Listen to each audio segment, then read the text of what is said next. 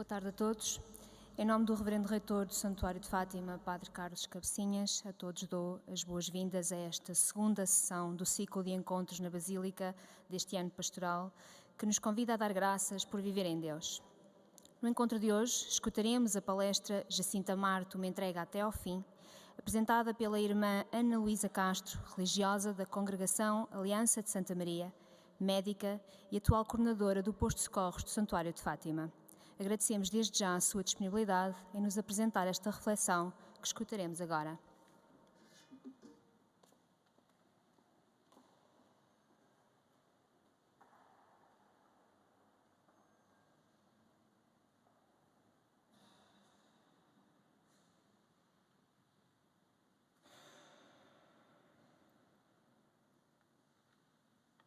Muito boa tarde.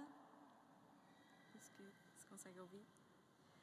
Começo por cumprimentar o Sr. Reitor, o Padre Carlos Cabecinhas, também o Sr. Vice-Reitor, o Padre Vítor Coutinho, e estendo os meus cumprimentos a todos os presentes, agradecendo desde já a coragem de virem, tendo em conta as circunstâncias atuais.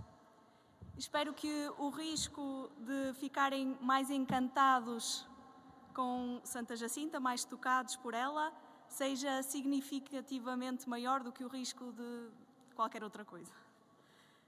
Então, se Santa Jacinta pudesse meter no coração de toda a gente o lume que lhe ardia no peito, o que aconteceria? Estamos no centenário da morte de Santa Jacinta e, olhando para a sua vida, vemos que o seu grande motor parece ter sido esse lume no peito que lhe tornava o coração ardente de amor a Deus e aos outros. Talvez por isso o seu maior desejo no final da vida fosse este, de meter no coração de toda a gente esse mesmo lume. Creio que contemplar a vida desta menina é, na verdade, contemplar esse lume que tinha no coração. Então, esta tarde, mais do que ensinar ou dizer algo de novo sobre Santa Jacinta, gostava que aquilo que ouvíssemos reacendesse este lume no coração de todos nós. E permitam-me começar a falar de Santa Jacinta como a menina que gostava de bailar. Como a descrevia o Dr. Carlos Azevedo Mendes, a Jacinta era um anjo, de olhos negros, de uma vivacidade encantadora, uma expressão angélica, de uma bondade que nos seduz, um todo extraordinário que, não sei porquê, dizia, nos atrai. A Jacinta, nos seus 7, 8, 9 anos, era de feições finas, alta para a idade, a mais nova dos 7 irmãos, o centro das atenções na sua casa. Seria, portanto, uma menina encantadora, afetuosa, vivaz, alegre, que gostava de bailar. Conseguimos, se calhar com alguma dose de imaginação, ver a Jacinta como uma pequena bailarina, que rodopiava no cenário rústico de Aljustrel. E sabemos que quando a Lúcia começa a pastorear o rebanho, pois já lhe era reconhecida uma certa maturidade para tal, a Jacinta consegue também obter esse estatuto, mostrando já alguma da sua precocidade, como nos diz uma autora, Cristina Sobral. Nas brincadeiras, impunha a sua vontade e amoava quando as coisas não eram como gostaria. A Lúcia conta-nos que a Jacinta costumava, como sabemos, prender o burrinho, uma expressão que ilustra bem esse caráter algo melindroso da menina. Mas isto antes das aparições. Com as aparições do anjo e de Nossa Senhora, dá-se uma mudança decisiva na sua vida.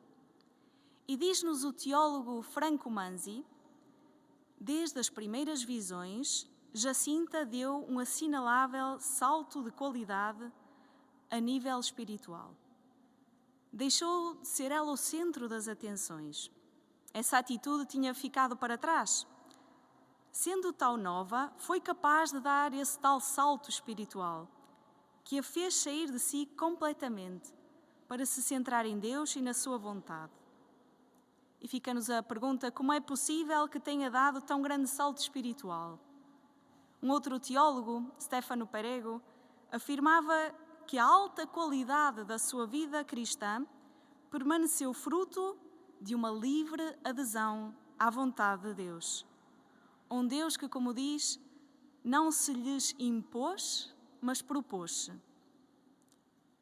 Pensa então que podemos dizer que a menina que gostava de bailar aprendeu com o Imaculado Coração de Maria a dançar uma nova melodia, a da vontade de Deus. No episódio de agosto de 1917, na prisão de Orém, a irmã Lúcia descreve como a Jacinta dança com um pobre ladrão, como chamam, e conclui: agora dirá Vossa Excelência que belas disposições para o martírio. É verdade, dizia a Lúcia. Mas éramos crianças, não pensávamos mais. A Jacinta tinha para o baile uma afeiçãozinha especial e muita arte. A autora que já referi, Cristina Sobral, faz referência a este episódio, relendo à luz da literatura martirial, porque estavam numa situação de possível martírio. Então a autora afirma que o pobre ladrão que dança com Jacinta não pode deixar de evocar no espírito do leitor a personagem do bom ladrão do Evangelho de Lucas e a imitação pela pequena pastora do exemplo de Jesus. A arte de Santa Jacinta está nesta dança que faz agora se calhar com cada um de nós. Como o pobre ladrão, também eu tenho vontade de pegar na menina ao colo e fazê-la sorrir dançando. Ou melhor ainda, talvez a faça sorrir mais, convertendo-me, entregando-me à vontade de Deus, amando mais e a Nossa Senhora, ao Santo Padre, a humanidade, com aquele mesmo lume no peito. Então, naquela prisão, pronta para o martírio, a Jacinta dançava, deixando-se conduzir pelo pobre ladrão, tal como na hora da derradeira entrega até à morte, dançaria nas mãos de Deus. O cardeal Tolentino de Mendonça escrevia: Nietzsche deixou escrito que só acreditaria num Deus que dance. Humildemente apetece-me juntar, e eu também. Acredito num Deus que dança, isto é, num Deus que não se isenta do devir, nem permanece neutral em relação às nossas histórias. De facto, nesta dança, Santa Jacinta faz o difícil, a renúncia, o sacrifício até à oblação, com uma leveza de movimentos que chega a parecer simples, porque ela já tinha entregue verdadeiramente o coração a Deus. Por exemplo, quando ela vai para Lisboa, doente, a 21 de janeiro, sabia que não voltava, que não veria mais a prima, e tinha receio de não ver mais a sua mãe e os seus irmãos. Sabia que ia sofrer e morrer. Com a Lúcia, a Jacinta não esconde a sua pena. Chora, não quer ir sozinha, mas acolhe estes desígnios de Deus e vai sem regatear. Dizia à Lúcia: se tu fosses comigo, o que mais me custa é ir sem ti. Se calhar o hospital é uma casa muito escura onde não se vê nada. E eu estou ali a sofrer sozinha. Mas não importa. Sofro por amor de Nosso Senhor, para reparar o Imaculado Coração de Maria, pela conversão dos pecadores e pelo Santo Padre. É difícil, a Jacinta não esconde, mas não importa, faz por amor. E penso que assim acontece com os bailarinos ou qualquer bom desportista. Fazem parecer simples o que realmente é difícil. E talvez seja esta uma das facetas principais de Santa Jacinta. Esta entrega honesta e total de coração que faz depois parecer simples a entrega sacrificial pelos outros. Com efeito, a compaixão, este pelos outros, parece ser a marca mais forte da sua espiritualidade. Uma compaixão que nasce, antes de mais, do encontro com Deus compassivo. E o padre Vítor Coutinho dizia no congresso sobre Jacinta, em 2010, intitulado Jacinta Marto do Encontro à Compaixão: a paixão e a compaixão de Jacinta não resulta de um genérico amor universal ou de um sentimento vago de gosto pela vida.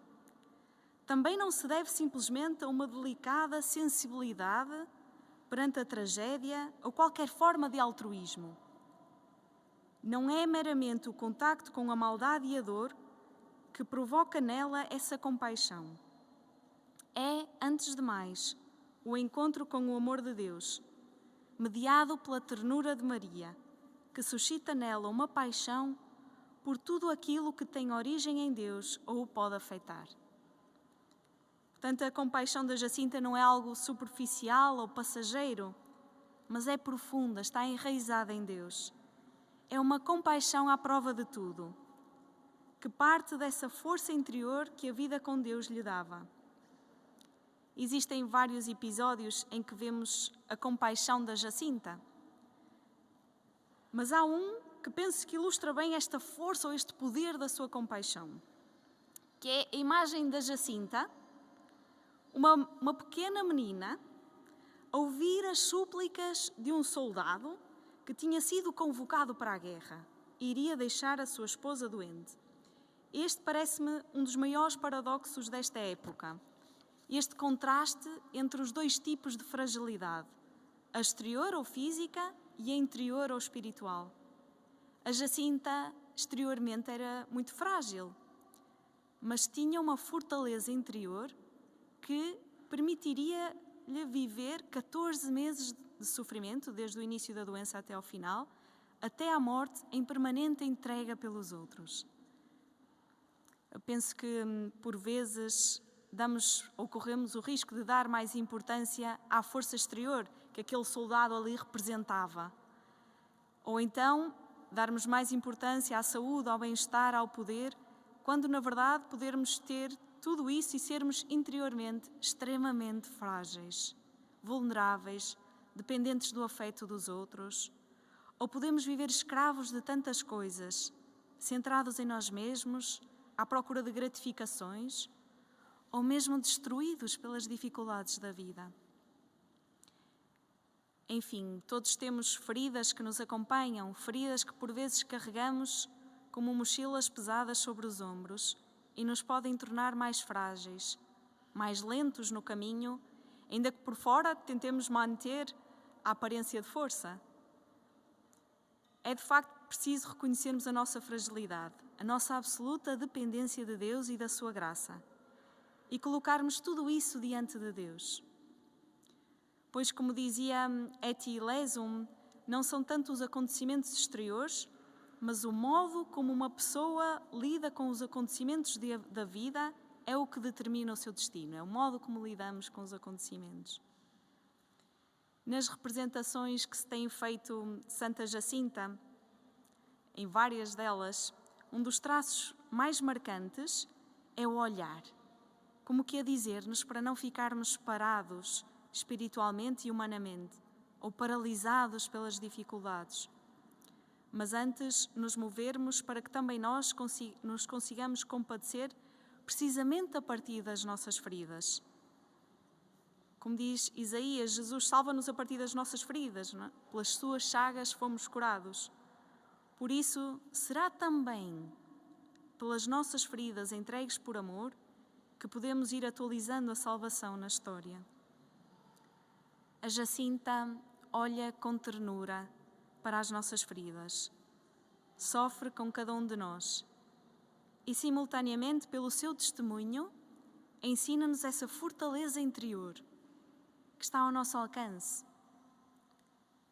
A sua vida poderia descrever-se como esta dança de um coração compassivo, cuja beleza sobressai pela simplicidade e ternura de criança e, simultaneamente, pela força e intensidade da sua entrega por todos os feridos deste mundo.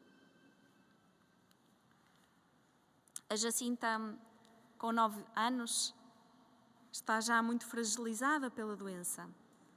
Sabemos que é afastada dos seus familiares e vê-se envolvida num acontecimento que a ultrapassava. Vejamos, ela rezava pelo Santo Padre que nunca tinha visto, ou pela conversão da Rússia que achava que era uma senhora. Sabemos que havia muitas outras coisas que não compreendia, nomeadamente o inferno, Por isso fazia muitas perguntas à Lúcia sobre isso e perturbava-se com a hipótese da condenação eterna. Mas em tudo isso, nunca se deixa dominar pelo medo ou pela autocomiseração. No já referido Congresso de 2010, fala-se de alguns aspectos da espiritualidade da Jacinta, entre os quais a vontade de contrapor o bem ao mal, de não se resignar ao poder do mal e do pecado, ou inconformismo diante do mal, ou ainda a reparação do pecado e o confronto com o mal, são algumas das expressões. Nós não vemos nesta menina nem indiferença diante do sofrimento, nem impotência diante do mal.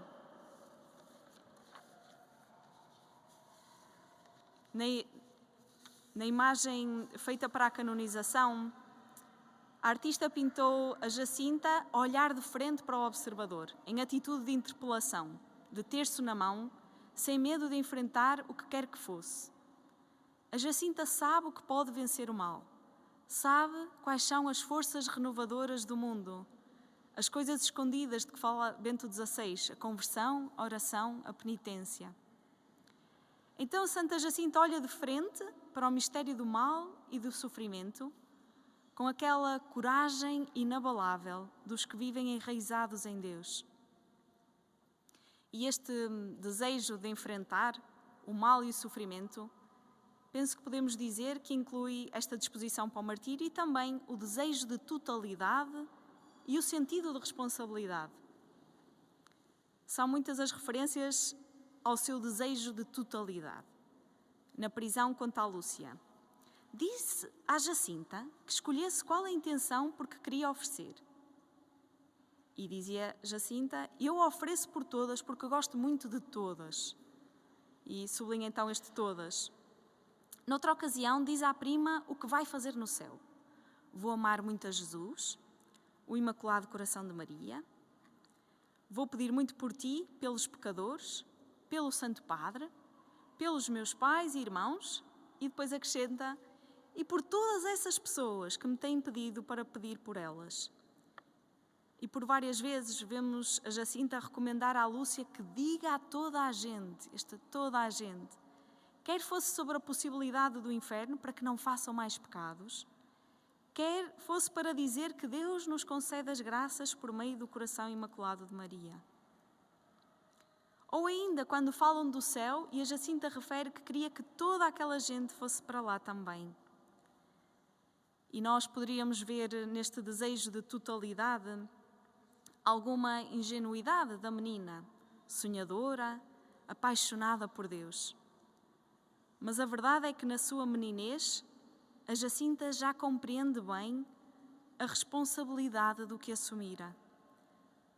E vemo-la, por exemplo, preocupada em ser fiel à palavra dada, a respeito dos que lhe pediam orações.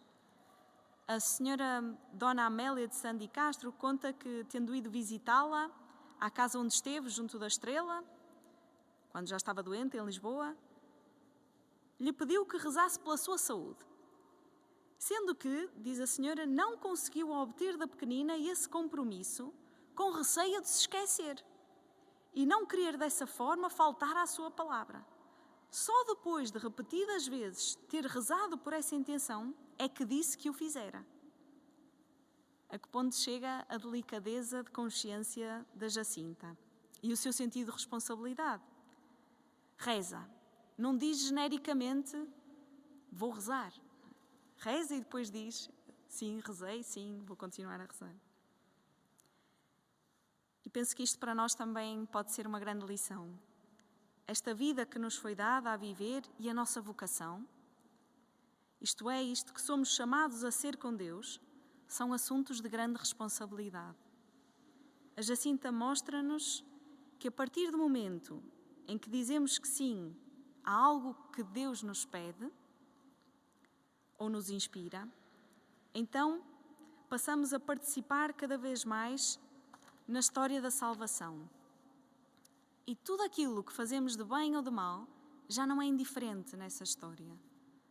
Já tem alguma eficácia. Por outro lado, aí está também a beleza dos que querem servir o Senhor em santidade e justiça todos os dias das suas vidas. Penso, para mim, pelo menos é muito consolador, é que os gestos maiores e os mais pequenos, todos são importantes e nenhum deixa de ser eficaz à sua medida. A Jacinta, de facto, vive toda a sua curta vida como se tudo importasse. Cada gesto, cada oportunidade de fazer um sacrifício.